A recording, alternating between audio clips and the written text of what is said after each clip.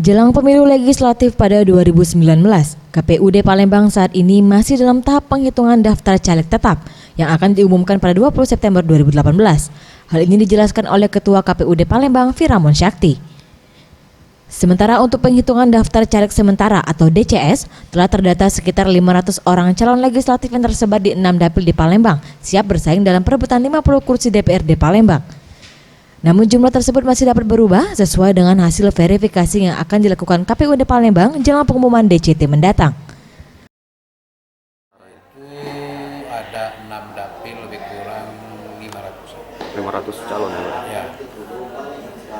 Itu ada kira-kira ada perubahan nggak Pak untuk DCT sendiri?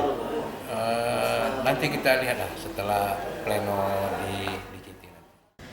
Ia menambahkan saat ini KPUD Palembang akan terus membuka pintu untuk menerima tanggapan masyarakat terkait daftar calon sementara maupun penyusunan DCT pada Pileg 2019 dan siap menjadi perantara masyarakat kepada parpol agar ke depan tidak terjadi pro dan kontra terkait penetapan yang diputuskan KPUD Palembang.